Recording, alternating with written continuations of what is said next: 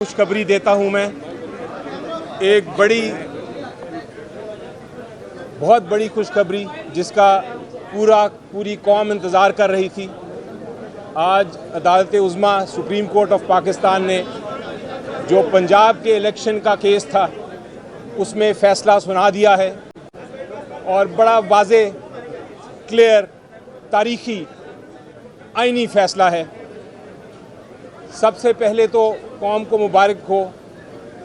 कि एक आइनी मसला हल हुआ है और आइन की बालादस्ती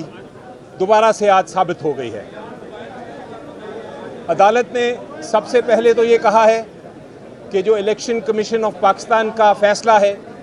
जिसमें 30 अप्रैल से इलेक्शन की डेट को शिफ्ट करके अक्टूबर में ले जाया गया था, वो गैर आइनी और गैर कानूनी है और उसको कलअदम करार दे दिया है। उसके साथ साथ अदालत उज़्मा ने, सुप्रीम कोर्ट ऑफ पाकिस्तान की 3 मेंबर बेंच ने ये कहा है कि जितने भी केयर टेकर गवर्नमेंट के ऑफिशियल्स हैं, केयर टेकर गवर्नमेंट समेत फेडरल हुकूमत के ऑफिशियल्स हैं, हुकूमत के जो ओहदेदार हैं उनके समेत, सब पे पाबंदी है। उनकी ज़िम्मेदारी है कि वो इलेक्शन कमीशन ऑफ पाकिस्तान का इस इलेक्शन में भरपूर मदद करें।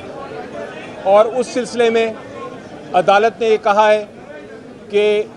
जो पैसे चाहिए 20 बिलियन या 21 बिलियन रुपीस वो फेडरल हुकूमत फराहम करेगी इलेक्शन कमीशन ऑफ पाकिस्तान को, और अगर उसमें उन्होंने ताख़ीर की तो इलेक्शन कमीशन ऑफ पाकिस्तान अदालत के पास वापस जाएगी और अदालत फिर जिसने भी नाफरमानी की हुक्म की उसके ख़िलाफ़ कार्रवाई करेगी। इसी तरह केयर टेकर हुकूमत, provincial government, IG police Punjab, उनको भी हुक्म फरमाया है और फेडरल गवर्नमेंट को भी हुक्म फरमाया है कि जहाँ जहाँ सिक्योरिटी के लिए लोग चाहिए, चाहे वो पुलिस के हों, चाहे आर्म्ड फोर्सेस के हों, चाहे रेंजर्स के हों, चाहे वो कोई और लोग हायर करने पड़ें, सिक्योरिटी के लिए इलेक्शन कमीशन ऑफ पाकिस्तान को एक ख़ास डेट के अंदर सारी जो फैसिलिटी है फराहम की जाए। अदालत ने यह भी कहा है कि चूँकि 13 दिन की ताख़ीर हो गई थी इस गैर कानूनी, गैर आइनी इलेक्शन कमीशन ऑफ पाकिस्तान के ऑर्डर की वजह से, चूँकि 13 दिन की ताख़ीर हो गई थी, इसलिए जो इलेक्शन प्रोग्राम जहाँ रुका था उधर से ही शुरू होगा और इलेक्शन 13 दिन के बाद होंगे, यानी कि बजाय 30 अप्रैल के वो 14 मई को इलेक्शन होल्ड होगा और उसमें किसी किस्म की ताख़ीर जो है वो बर्दाश्त नहीं की जाएगी। इससे क्लियर, इससे कॉन्स्टिट्यूशनली क्लियर फ़ैसला नहीं हो सकता मेरी नज़र में। साथ अदालत ने यह भी वाज़े कर दिया है कि जो 5 और 3 रुकनी बेंच की बातें हो रही थी, अदालत ने क्लियर कर दिया है कि वो 5 रुकनी बेंच ही था और उसमें मेजॉरिटी फ़ैसला,